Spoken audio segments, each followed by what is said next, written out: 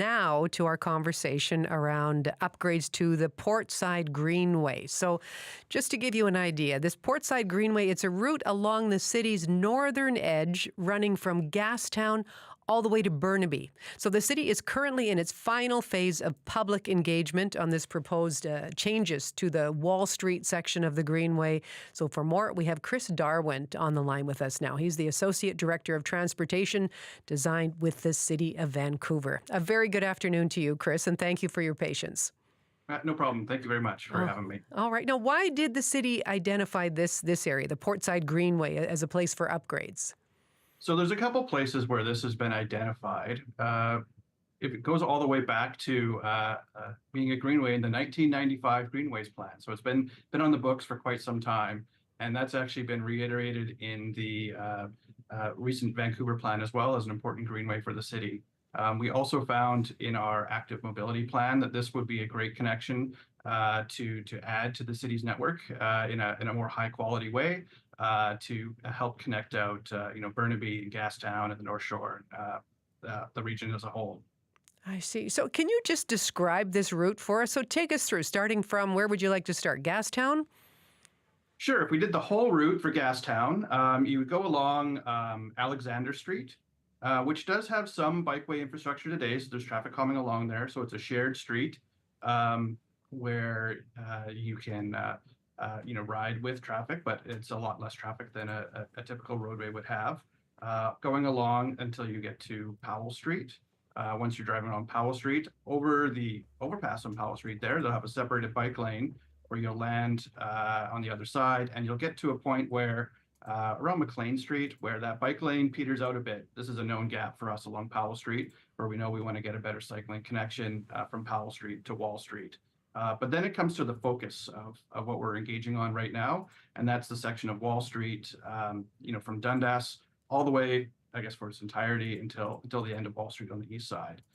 And so what we identified here is in our earlier rounds of engagement, we heard from a lot of people that this section of Wall Street, speeds can be high, traffic volumes can be quite high at sometimes, and there's missing sidewalks along here. And we saw that was a really great opportunity to try and improve this, not only to make it a better active transportation route throughout the city, but also to provide, more green space and amenities along the route for the community as well. Okay. Well, while you're talking about Wall Street in particular, I know that section calls for car light zones. What is a car light zone? Yeah. So a car light zone in this case here is we look to keep local access for vehicles there, but through diversions and traffic calming measures and closures of roads, make sure that the traffic using that street is really local traffic only. And so if there's commuting shortcutting traffic, that wouldn't be on here. And so what that does is allows cyclists to, ride along the road and feel much more comfortable and reach what we call our, our all ages and abilities sort of cycleway or bikeway. And that, feels comfortable from anyone from 8 years old to 80 years old to ride their bike on. Okay, so you're asking for input here. What exactly does the city want to hear from residents? So as you mentioned, this is our last phase of engagement, and so we have been out in earlier phases, and that's where we actually in those earlier phases of engagement where we actually tested. We have an option for you where we would have protected bike lanes, maybe more traffic along the route, but protected bike lanes through there, or this car light option. We did hear a lot more support for this car light option.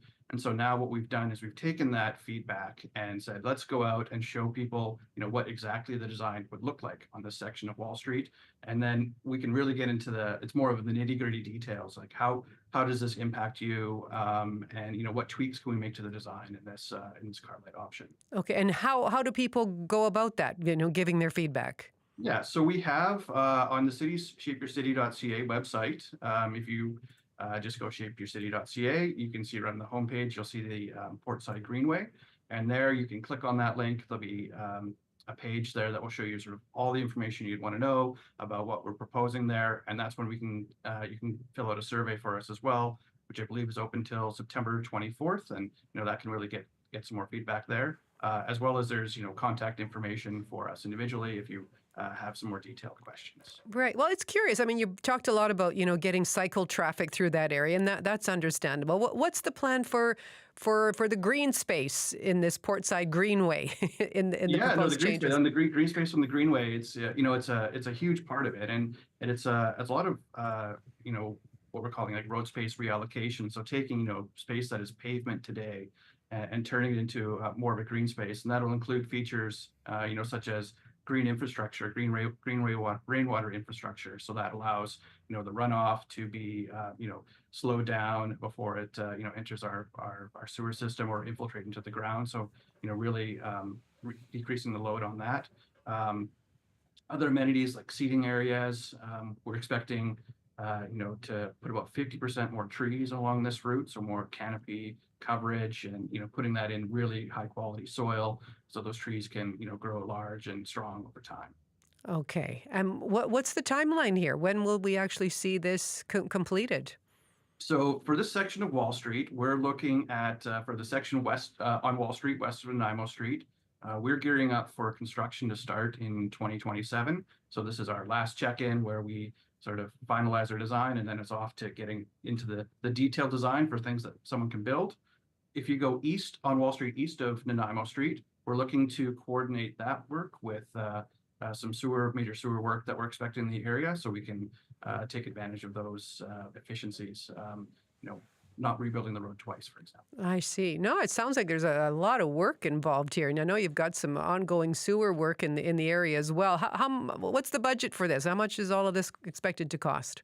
So for the section of Wall Street, west of Nanaimo Street, we've budgeted $10 million for this amount of work. Looking at the features and design that we put in there, we think we're going to hit around that target there.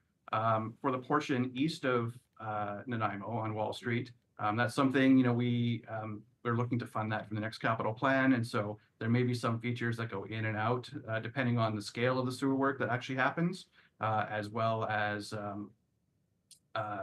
how much priority is put on this project versus other projects throughout the city. Okay, Chris. Well, before we let you go, just one more shout out to where people can get in touch with you if they have thoughts about this route. Yeah, so at shapeyourcity.ca, and right once you get to that page, you'll see the link for the Portside Greenway right there.